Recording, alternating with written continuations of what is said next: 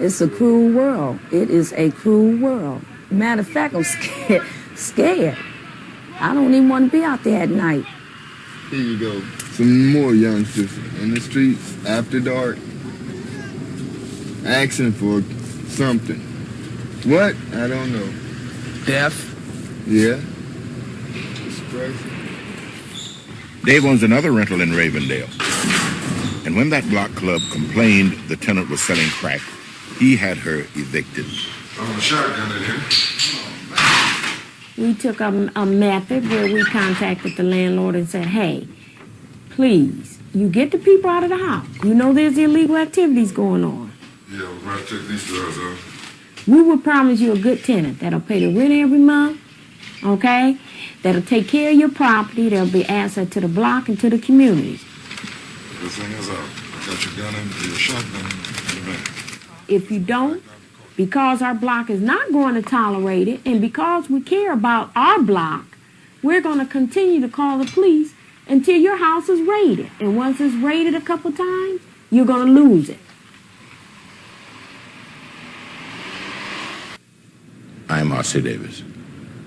The documentary you're about to see concerns an organizing effort in one Detroit community, Ravendale.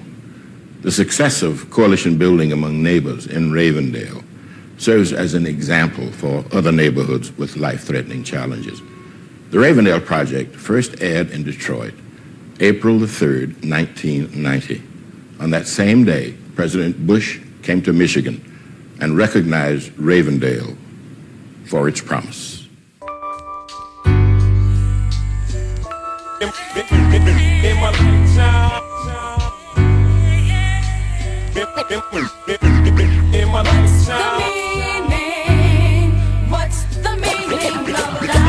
It's the thought of a ride that make my eyes wide. I'm caught up, I'm trying to make all of my dreams materialize. So I sort of say my goodbyes to the straight and narrow. I found the new route, you out to see my life change. I make the means justify the ends. I make the cream materialize, keys to a Benz. And so I'm rolling for now, holding down the fort. Who's controlling? The ground's gotta blow them. Yup, I should've told them.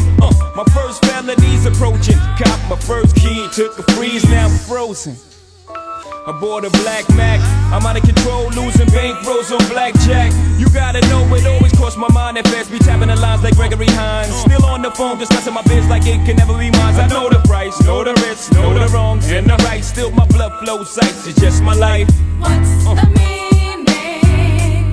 What's the meaning of life? In my lifetime.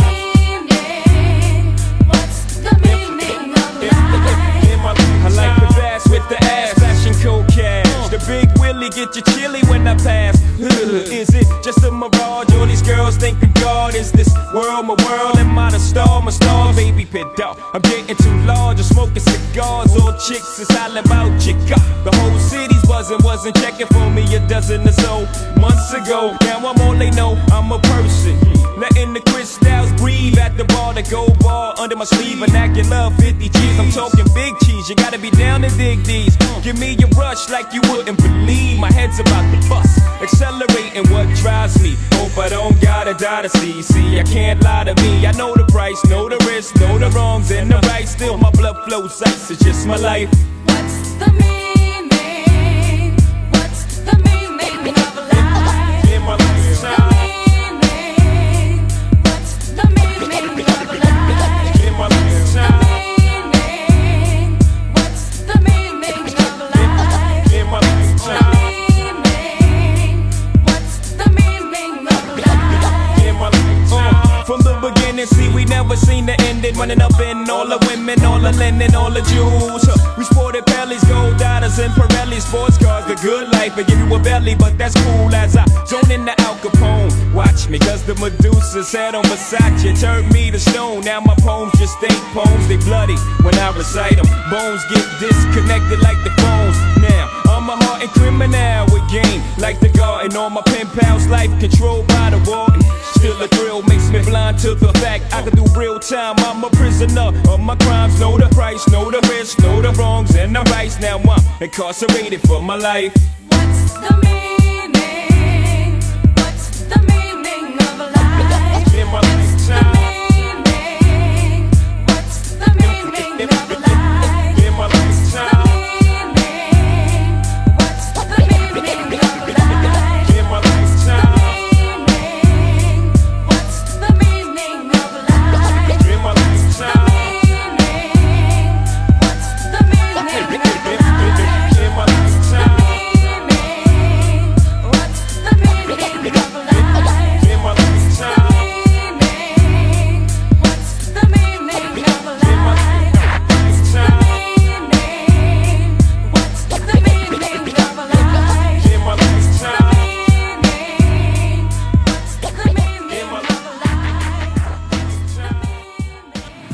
there's so many different things that show that there's unity. We have lights going up and down our block with our names hanging from the light posts. Those are things that weren't here before. This block here is like a family block. Everybody practically know each other. But 3 years ago, we didn't know each other. You know, It was October you know, we didn't know. of 3 years ago that we started the block club, Neighbors United on Wade. So what we would like to do is plan. Tony McElwain still presides over the block club she organized. Every month, neighbors gather to plan ways of improving their block. You know, I just think there's power if the block club, if the block sticks together. There's power in that. And as long as all the people cooperate in the block and keep our block, no outsider's going to come through here trying to tear it down. They're going to see that they can't come in and just tear it down. People here know that we're looking out for each other, and that's what makes the difference. We're proud of it now. We're really proud of our block. The people that say it's not going to work, and I don't want anything to do with it, are the people that supports me the most. And everybody become to know one another, and we're just like a family.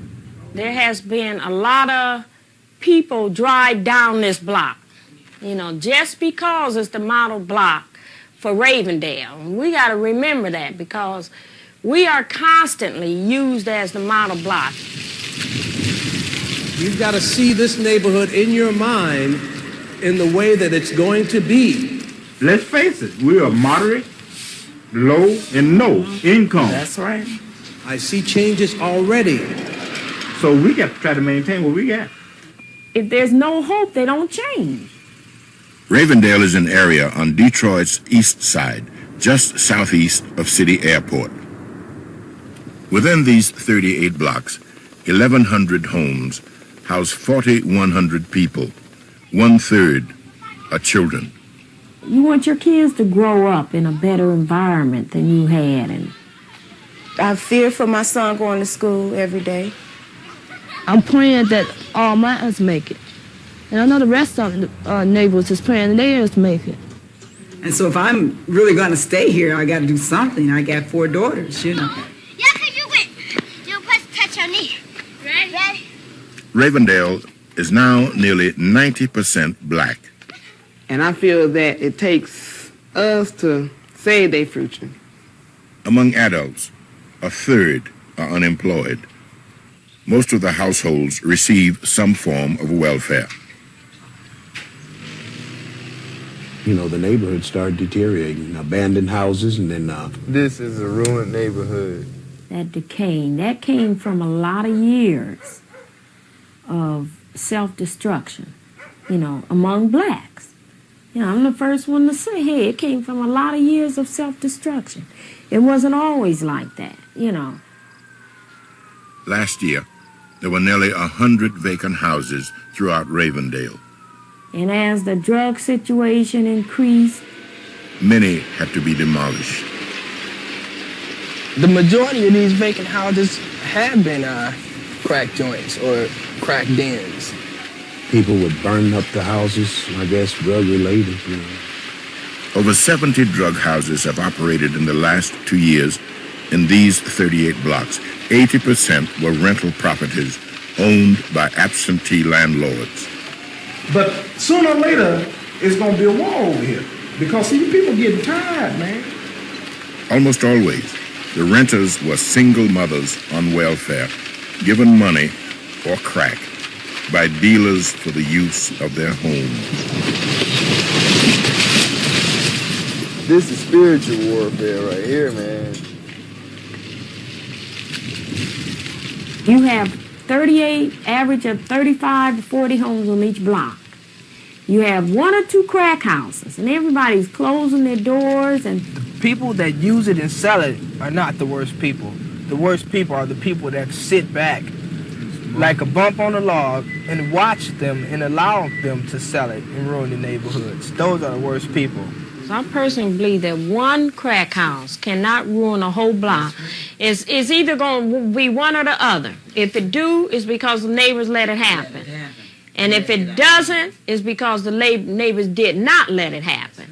You know, the stronger of the two is going to win out. 2 drug houses have tried to open on Tony's block in the last 3 years. Both times, the block club pressured the landlords to get rid of the tenants, both welfare mothers. But one landlord still refuses to take care of his property.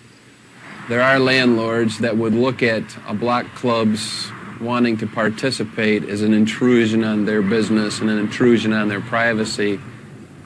Dave Buell cooperates with Neighbors United on Wade and even lets the block club screen his tenants. They kind of feel like it's part their property too, because they know that they're going to have to live with whatever person moves in there. So they want, we watch out for each other. Dave owns another rental in Ravendale. And when that block club complained the tenant was selling crack, he had her evicted. I'm a shotgun it in. We took a method where we contacted the landlord and said, hey, please, you get the people out of the house. You know there's illegal activities going on. Yeah, we're about to take these doors off. We will promise you a good tenant that'll pay the rent every month, okay? That'll take care of your property. There'll be asset to the block and to the community. Everything is out. Got your gun in, your shotgun in the van.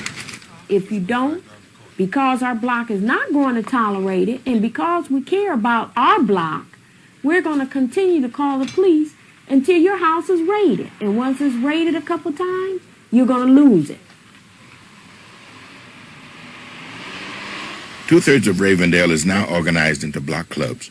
They have helped reduce crime and the number of crack houses. The block clubs have also created a sense of community pride. Alley cleaning is not the most best job in the world, you know. I mean, it's one of the dirtiest jobs in the world, but to see people taking pride in getting involved, I think that's the key. Look, beads. You think they're worth anything? I told you this would pay off. Leave it to Tony. Go, y'all, go. You're not going to get everybody involved. But if you get the majority of the people from each block involved in the change, this is your world. You have to make it better. Okay, this is what we're going to do next. You know, you hear so many programs where, you know, we offering all this help and we come. That's why it doesn't last, because the people aren't doing it. The people have to get involved in the process. And I think that's one of the uniqueness of the Adopt-A Block program. Well, just do it nice and easy and slow. That way there you get a nice job out of it. Some suburban churches are pulling together with block clubs in Ravendale, fixing homes and bridging cultures. 8 blocks have been adopted, and organizers hope all 38 eventually will be. You're talking about a group of whites coming into an all-black block and working together side by side, doing these things. And to me, that's unique. You know, that's togetherness, that's being able to communicate. I know we're moving right along here. I always let my block know that, hey, remember, you're not only learning from them, but they're learning from us.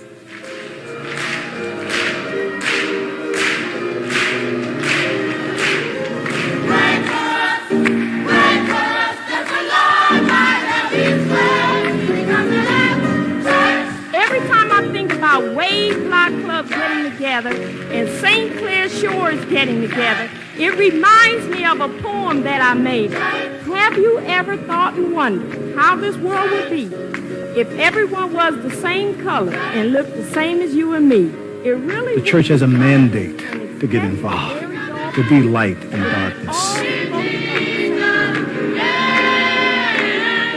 And that's us, y'all. And I think we deserve to give the Lord a round of applause. There is a soul to this community. There is a spirit to this community. There is a spirit of, I think, determination. There's a spirit of cooperation. And then there's the spirit of the children. And from the outside looking in, people are saying, hey, they're getting it together over there. And that's good, because that means resources will come. Now, I'm wondering if we can't talk about declaring Ravendale a drug-free zone. Reverend Eddie Edwards is the architect of the Ravendale project. Eddie runs a community center in Ravendale called Joy of Jesus.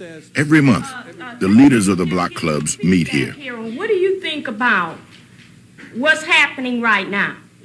Tony McElwain is also the community coordinator for Joy of Jesus. Have made, or do you think that we've made any progress? Or this meeting focused on the crack problem. 2/3 of all Ravendale residents believe that drugs are the greatest threat to their neighborhood. In response, organizers have gotten the police to step up their raids. You report it, we'll deal with it. And growing community intolerance has begun to worry suspected drug dealers. In fact, 2 came to this meeting to plead their case. All I can say is we're not selling no drugs at our house. I heard that we were supposed to be on the list. I see the people in Ravendale being in control over all that takes place here. The pressure can come from the blocks with the resources there to make something happen. I see Ravendale as a model that other communities would want to examine and possibly emulate. This city is a good city, and the problem is that we just got to take it back and do it right. I see this as kind of an ideal community where people are concerned about their children. Eddie founded Joy of Jesus 14 years ago as a Christian elementary school and youth program. I feel very strong about my people and my race. I feel that we have so much potential and that as a people we can do a lot better than what we're doing right now. And I know that it really is dependent upon our youth, our future. Until 3 years ago, Eddie was not interested in community organizing. He envisioned Joy of Jesus simply as a safe haven for kids. There you go. You got it. Make him informative. What does that mean, though? That's a big word. Well, we can't take the youngsters out of the community, but psychologically, we can change them and help them so that the community won't have such a devastating effect on them. Okay, think about the story we're reading. But now, I can say we can change the community too. We don't have to take them out. Let's change the community. And if we can do it successfully in Ravendale, we can and through that, it'll help the children as well. As the organizing effort has strengthened, the private sector and government agencies have become more supportive. The city came through and started knocking down all those raggedy houses that were sitting there, and that makes a difference. Unless you take responsibility for your situation, you'll always blame somebody else. We've got to do it. And I think we need as a community and we need as a race to take responsibility, and therefore we won't blame anybody else, but we'll certainly be willing to use those resources from others so that we can do what we want to do. I gave this explanation also, and I see I'm going to have to go through this again. Everything we're doing right now seems to fit in how we are preparing our youngsters for the future. Everybody say together, foundations for successful living. There's a socialization here that I think relates also to a spiritual underpinning that we've lost. And he let the Philistines rule them for 40 years. The answer to it is the church being in the community and helping the people. Not being a welfare agency, but actually helping a family become self-supporting. I want to be like Jesus, deep down in my heart. Only the church can do that, because the church has the power to touch and change hearts. Say deep, deep, say down, down, say deep down in my heart. Joy of Jesus supports its ministry through private donations only. Eddie believes accepting government aid would smack of welfare. And when you paint, these are the stains. These are glitter stains that you're going to do. If we continue to be so dependent upon the government, those dollars, which we have been, we just lose and have lost our initiatives and our drive and our creativity. It's going to look so beautiful. I'm going to get home and I'm going to call my grandmother and tell my grandmother I love her. I think we need to establish value in this country so that racism will be minimized. And I want you all to brush down. We've got to build a bridge from an open door to success. Pay attention. There are going to be people, there are going to be institutions that don't like us because of our color, and will make that obvious. But that should not limit what we can do for ourselves. I mean, in fact, it should motivate and inspire us to show what we can do. When I grew up, in the neighborhood I grew up in, those spiritual underpinnings were there. And it didn't matter that we didn't have a whole lot of money, but we had principles and values to make the best out of what we had. But at the same time, we were dead set on our children doing better than we did. All the bridges that you burn come back one day to haunt you. One day you find you walking long line. There's a spirit to have a better community. You can detect that from people that have been here a long time and that are still here, and can talk to us about what it looked like when they came here. It was a beautiful block at one time. 2 decades ago, Ravendale was all white, a working-class, heavily Catholic community. Today, few whites remain, and many are elderly, trapped by falling property values and income. We always said the only thing would make us leave was being afraid. And now we are afraid. I think I got it. After 53 years in Ravendale, the Olsons left last autumn. In the summer, their house was broken into 3 times, but even then, their children had to make them move. We had 53 good and bad years, like everybody else, the good and the bad. And I think that's enough. It always will have our best memories because the best part of our life was right here. I don't think I care to come back. All the bridges that you burn Just to look at it when I come back. come back one day to haunt you. One day you find you I think that page is closed. Yeah. Put your heart and soul into it. You know, during the Second World War, they used to have a song, "This land is my land." People themselves are so different than they were. Their values are so different. You walk away. How long? How you die? Thinking about the way things used to be. Love feels right. Work it out. Don't give it up, baby. Anybody tell you that? Anybody tell you that? Anybody tell you that? I see the neighborhood really looking good physically, a nice place and a desirable place to live in. I see people moving into Ravendale and not moving out.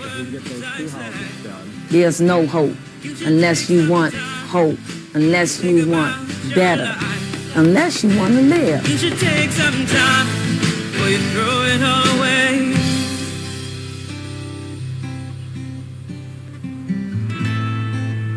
Because a neighborhood knows poverty, must it be poor in values and spirit?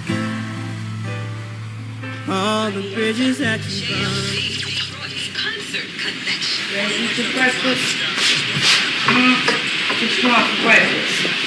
You know, I know eventually I'm gonna find a place. I will find a place because I know I'm doing right for me and my children. Come on, police, stop. Stop acting like that, please. I'm a single mother, And I'm trying to raise my boys the best I can because I want them to have some kind of values when they get older. Pat Hurling and her 5 boys live in the lower half of a 2-family flat in Ravendale. Welfare pays the rent. Come on, get busy. Start getting your stuff up. I make the best of what I have. I don't know, it's just something about it. I don't feel poor. I know I don't have much. I don't value material things. I really don't. I would like to have better, but as far as just being poor, I don't feel poor. Is it coming off? Oh, good. Oh, that's nice. Go get your slippers. Put your slippers on. Pat and her kids face eviction in 30 days because the landlord is charging them to heat the whole house, even though the upper flat is vacant. Oh, what is that? What's that, boo? A house. A house. Is that a house? A new house? Oh, that's nice. So now they taking me off of vendor payments, and it's getting ready to get cold. And I don't want to see my children. I don't want to be in no shelter. I deserve better than that. Come on, Jamie. Is the bus coming? I was homeless once. I was in a shelter, and I never want to experience that anymore. And so I'm determined to be better for the sake of my children, because it's a cruel world, and I have to set examples. I have to raise them and teach them what's out there. Yeah. I'm scared for my kids too. Every time they leave, when they go to school, that's when the fear starts setting in. It's a cruel world. It is a cruel world. I have been out there. I've been out there for 7 years. Patrick, come on. Put your shirt first. Shirt first. Stop moving fast. I know you. You be moving fast. I'm proving that I love them. No matter what I did, I still love them. Pat regained custody of her children only a year ago. The state took them away after Pat fell into crack. That's the worst drug you can ever take, because that drug alone would take everything. Everything you own, everything that you value, it would take from you and leave you out there all alone with no hope, no nothing. Pat's drug problems began 7 years ago, a few miles from Ravendale at the Parkside Projects. You know, we was like in our own new world. It was like a Parkside Projects, and, you know, everybody was just walking around, you know, like they was lost. And I wind up being lost with them. You know, it's just, to me, that's how it was. Like, everybody didn't have nowhere to go, nothing to do. I was really scared of them. I didn't allow my children to go outside and play. So what is this picture about? I don't know. Corey? It is. I can take you for a ride on water. What am I? What is that? A sailboat. All right. I'm happy when they come home. But it's like the fear, well, is they gonna come home? You know, it's bad. It's really bad.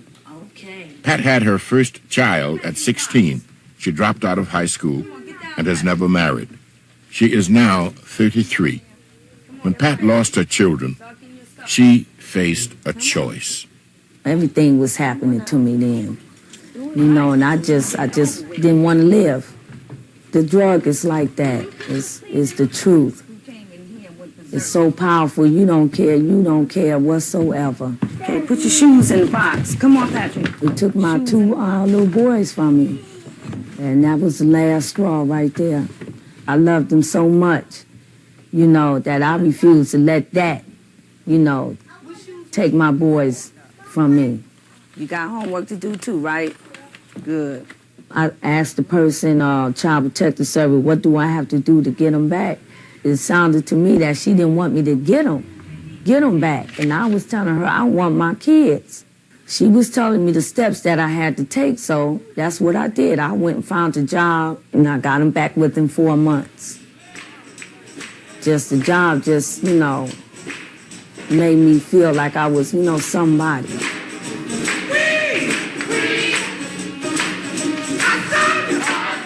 But it was still, that hole was still there. It was still there. That's the crack right there.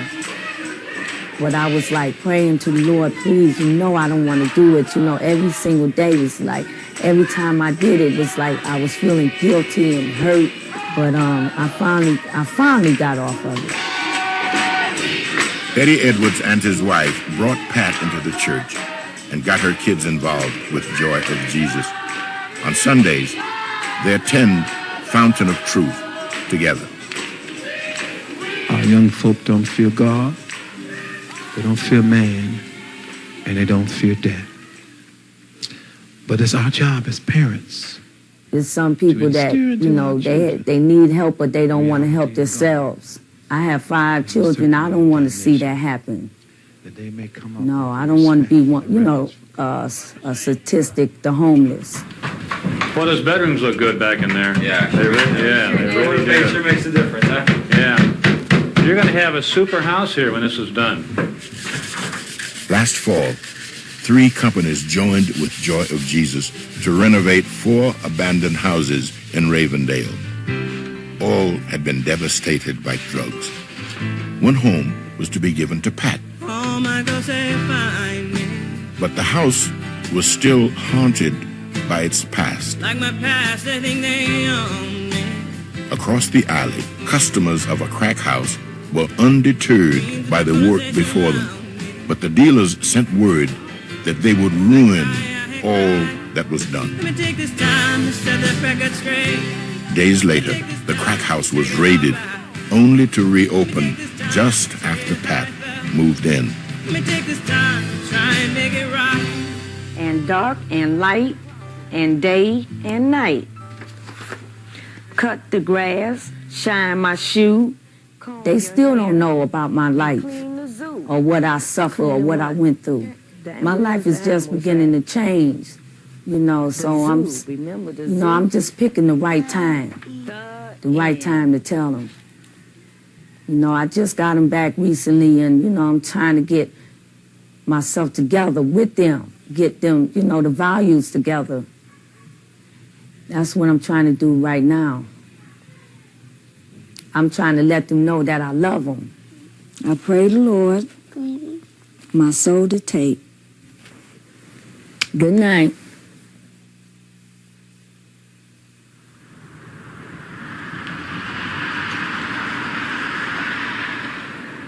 It's a cruel world. It is a cruel world. Matter of fact, I'm scared. I don't even want to be out there at night. Here you go. Some more youngsters in the streets after dark, asking for something. What? I don't know. Death? Yeah. It's crazy. It used to be a lot nicer in this area. The only crack house around was the one on Camden. Now it's different. It's worth saving. It's worth saving. This is Camden. This is the street that I did a lot of dealing on. This was a major drug house. I used to make anywhere from $4,000 to $5,000 a night here, working by myself. I never knew Dwayne was doing what he was doing, but at one time I left Dwayne in a crack house for what, 72 hours? Yeah. Robert and Dwayne Epting used to sell crack in Ravendale. The brothers still live in the neighborhood and shadow its cast of dealers and users. Okay, right there you have a sign that says, "Welcome to Elmdale's Block Club." But this is ridiculous. There's no sense in them even having a sign there. You got too many drug problems right here in this one block. Now, this lady that just walked out right here, that's standing on the porch. Now, she's a seller and a user. This house here is supervised as far as selling the rock cocaine by a 20-year-old guy who lives down the street here. You can go into that house, you can purchase. It's like a fast food joint. You can either carry out or you can take the service there. They have whatever you need, you know, any size rock. Any size of cocaine, you can sit there and smoke it. A lot of sexual activities go on there too. So that's what you call booming. The family of Ravendale. What a joke. What a joke. Yep, go back down here, man. Here's the court Now where this everybody... basketball court here, this is famous. The goal is used for a cover. It's an illusion set up especially for the tactical units that drive up and down the street. So you would call this another 6/8? Yeah. And the guys, the officers never stop. You know, they never search anybody there, you know, because there's so many people. And, I mean, what's the use? Now, this next corner we're about to hit, this is really hot. It's hot. Every apartment complex around here is selling. There is no way. When they rush these places, they're going to have to bring at least 200 men strong, you know, just to make it worth their while, because everybody in here is basically cracked out. These people will go up to an abandoned house or a house where somebody is just moving into and strip that sucker down.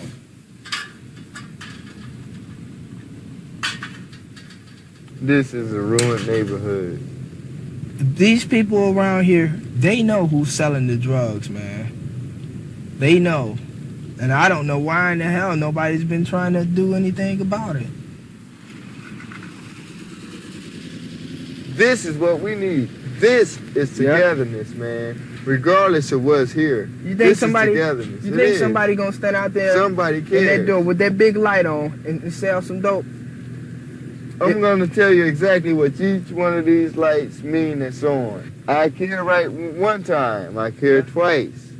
I care 3 times, 4, 5, just count them. These people care. They said we ain't putting up with it. Look, and they take care of their homes. They care, man. And everybody ought to care. Robert Epting once controlled several major crack houses himself.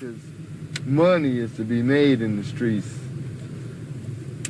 But not this way.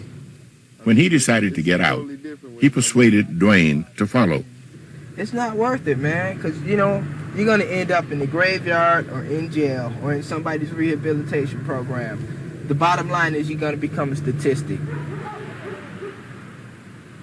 This is spiritual warfare right here, man. But drugs kill souls.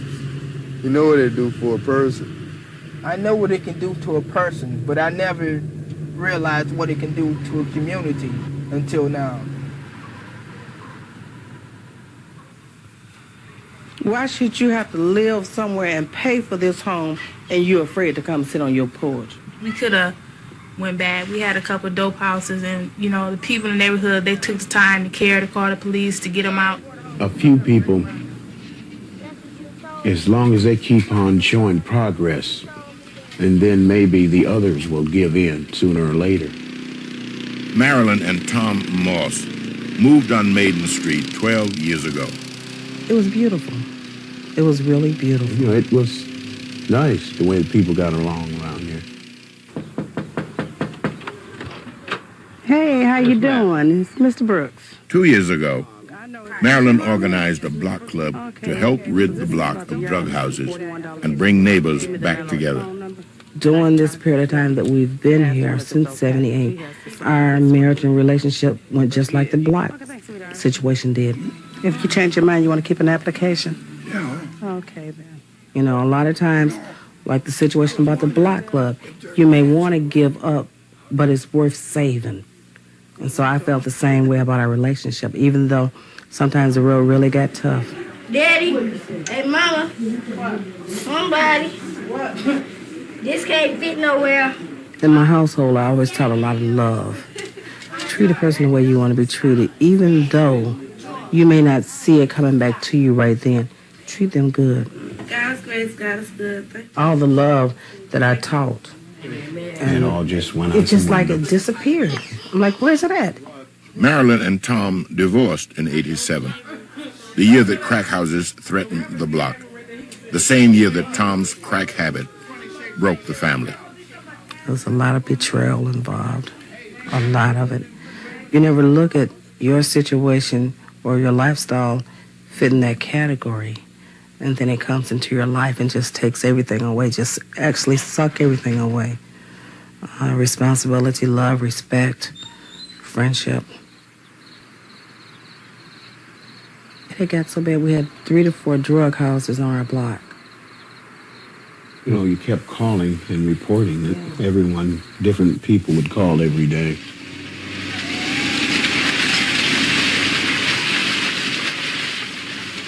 I think that is what brought it really back together. Back together, the problem with the drug houses on the block. Because they were noticing that when we reacted as a group, as unified, that we was getting some kind of action. But as long as we was acting as individuals, there weren't so much happening.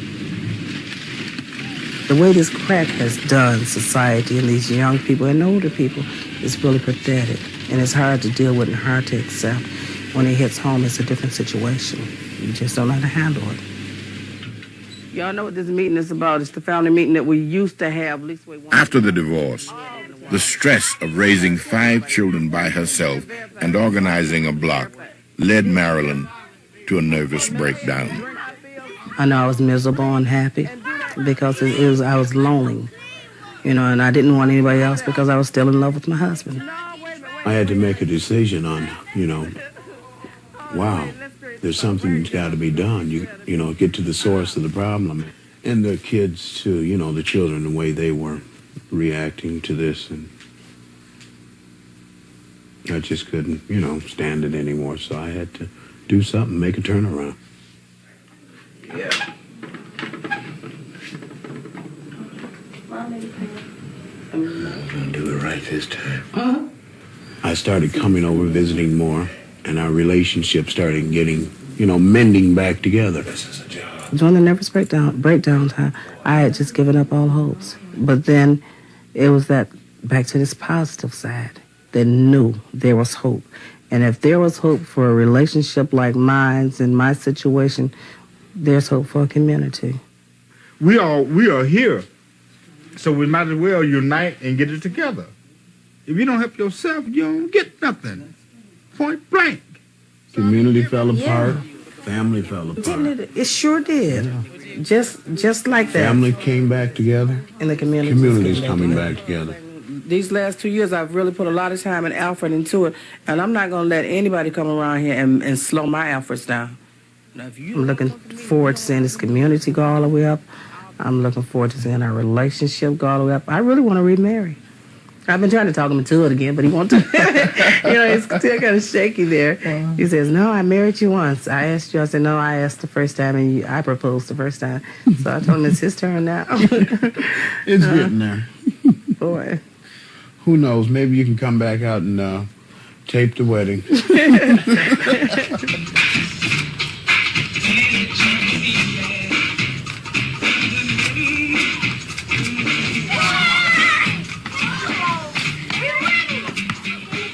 We try to do different things with the kids around here, and, you know, it's worked out real well. They see it kind of as a refuge, a place where they can just be kids and enjoy themselves. Ed Bell played professional sports until an injury ended his career. Now he works as a drug abuse counselor. His home on Camden Street has become the gathering place for kids on the block. Most of them are coming from homes where it's just a mother. And so the kids there, particularly the young males, grow up on their own. That's the first time I really saw you shooting out there. Y'all supposed to put up a better challenge than y'all did today, wasn't it? We have been blessed in that we have both the parents in the house, and it's something that we don't take for granted and we don't take lightly, because we know for you to have something, a home like that now, you're very fortunate and you're very blessed. Today you're in treatment. That's correct. So you still haven't really broken that cycle. So what are you really going to do, fellas? Anybody? A lot of men have just been eaten up by the drugs, and you just see where the drug have literally shattered the home structure and taken away the male from even being in the home. Honestly, I was stealing, robbing, using. I believe that a lot of people are just lost, so to speak, and they haven't really found out maybe the purpose or meaning for their lives. So therefore, they become susceptible to other types of vices that are detrimental to them. Dribble, dribble. Ed runs the youth leagues at Joy of Jesus, leagues he organized to help kids learn discipline through sports. Lead the ball along. He also coaches a team of kids from his block. Get your man.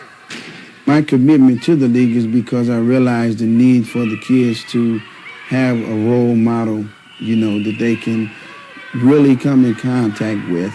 Okay, you're going to take Yama place, okay?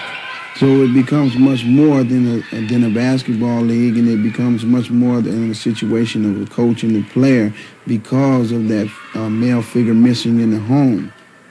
You cannot go out there and just stand around. So I try to use the time that I have with them to instill into them certain character development that will be essential in their everyday life. For example, I'll try to instill into them, never to give up. Get the rebound! Every day, it's a war. And every day, it's a lot of things that's tugging at the kids. And you just hope that maybe something that you left with them, will help them in a critical moment where they maybe have to make a decision. Line up right here, shake hands. Line up, shake hands. Line up, shake hands. We want to show you that there's something out there if you just do the right thing. Hey, you want to play basketball? Great. But you have got to do well in school to keep playing basketball on our team. You will represent the ongoing future of our people. We got to keep that in mind. We need good black leaders in the home. We need them in business. Eddie Edwards was a corporate executive before he founded Joy of Jesus. But in between, a sudden despair overshadowed his future. I started losing control over myself, and that frightened me. I began to drink too much, and as a result of drinking, I was out of character a lot, and consequently some things I did and didn't do started to affect my career, started to affect my home environment. I started to feel apathetic. Who cares? I don't care.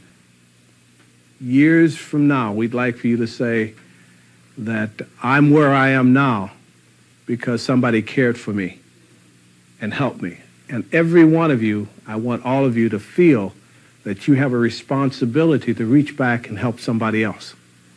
That's how we're going to make it, when we're helping others get there.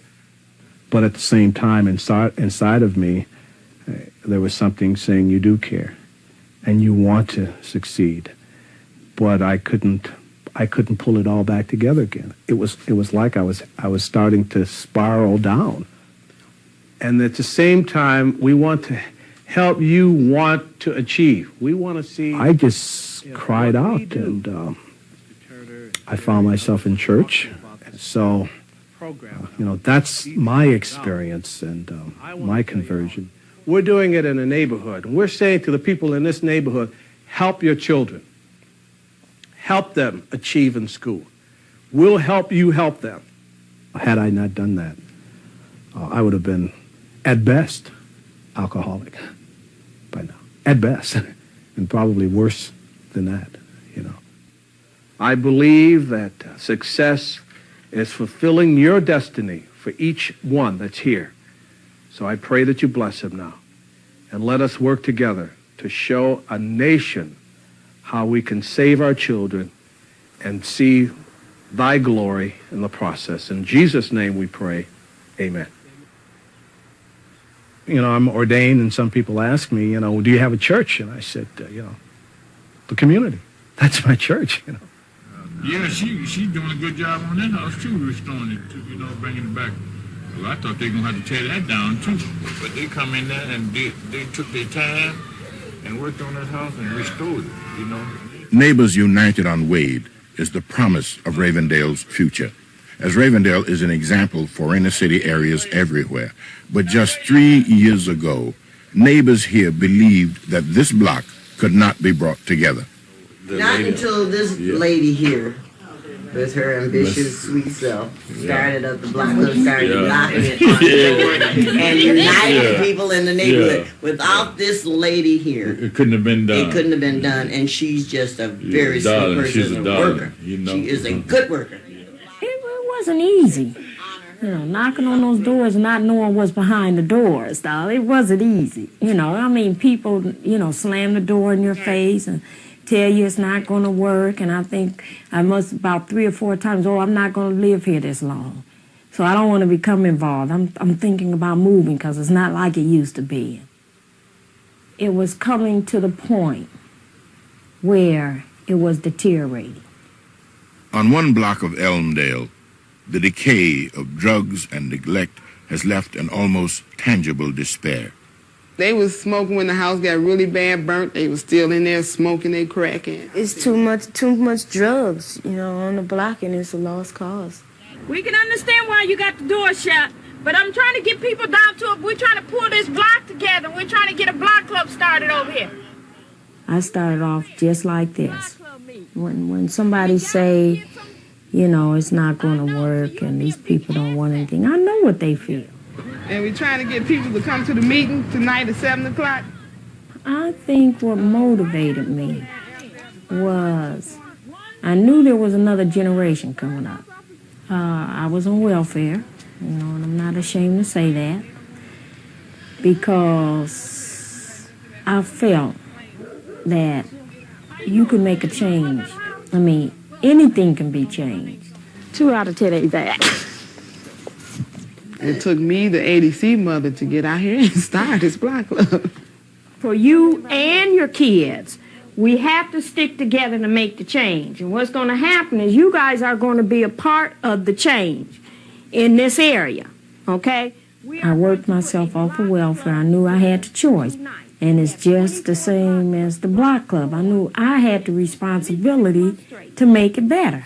And when we formed that block club and the lamps went up and we started working together and so forth, and we proved that we were not going to take people just coming into our block taking it, our crime has went down to 0. That's the truth. 0. I believe that we are where we are right now because that's what we choose to be. I believe that. But I'm going to tell you something. It's going to take all of y'all working together, pulling it off. I believe that a lot of the situations are associated with blacks. But I also believe that because blacks are somebody, they could change the situation. If the block get together and say, hey, we are not going to tolerate it, we are not going to let these people ruin our kids' lives, and that block has to let the landlords know, hey, we are not going to tolerate any slum landlords on our block.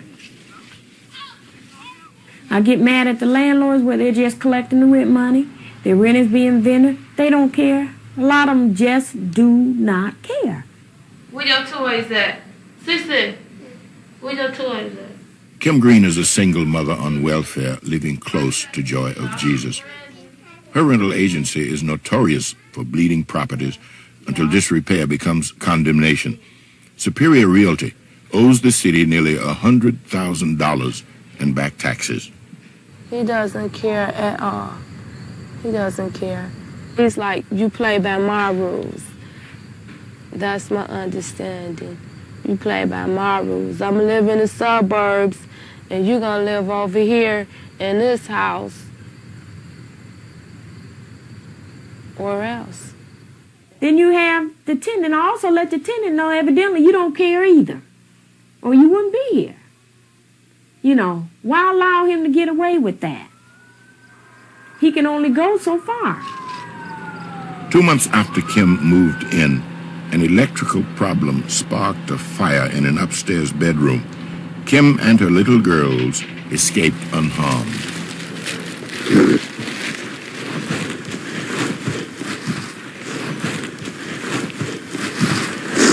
I had called the housing inspector. I had been called him and told them that the wiring was messed up.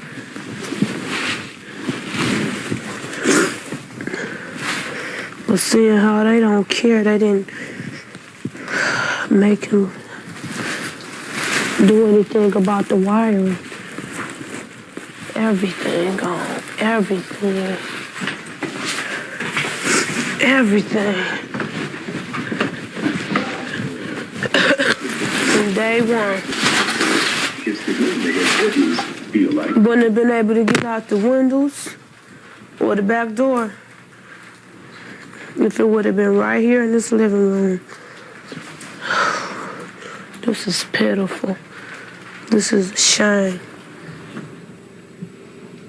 You going through this fire stuff is for a reason.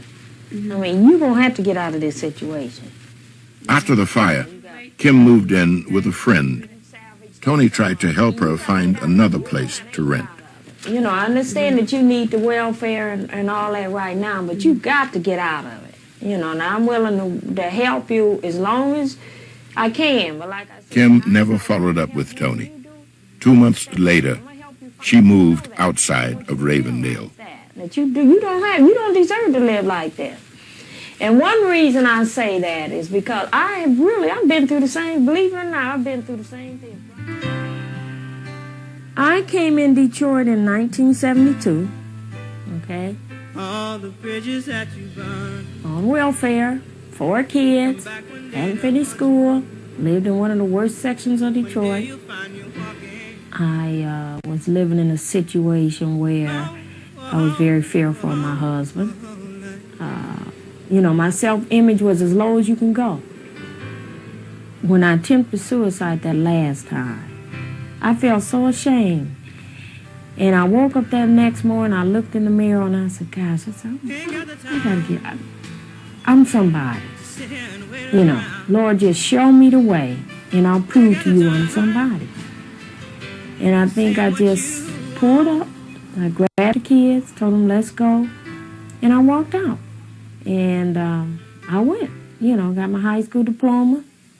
And to me, that was like 1,000 pounds lifted off my chest when I received that paper and went on to business college from there. You know, 2 of them, as a matter of fact. Couldn't stop me then, you know, I was on the road.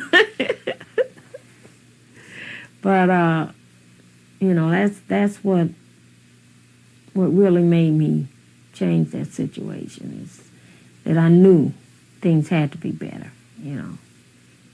And the stronger the two went out, and I decided to take the other road.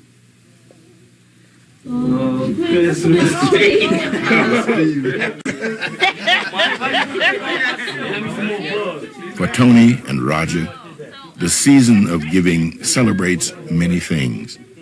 They met this time of year 17 years ago, each struggling to redeem a painful past. It also marks the time when Neighbors United on Wade was finally received. The day that we had those lights put up, and I just looked out that door and I said, that's the way it's supposed to be. And, you know, I told myself, I'm going to keep it up. I'm going to keep it up. You know, it's going to be better than this. You know, they haven't seen anything yet. You know, it's going to be better than this. Now love's the only thing that's free. We must take it where it's found. Pretty soon it may be costly. If not now. Ravendale is going through hard times, but I think the people see that it's going to change. I see the neighbors getting together. I see the block clubs being formed. I see excitement in people's eyes, but most of all, I see hope in their eyes. There is a soul to this community. There is a spirit to this community. There is a spirit of, I think, determination. There's a spirit of cooperation. And then there's the spirit of the children here.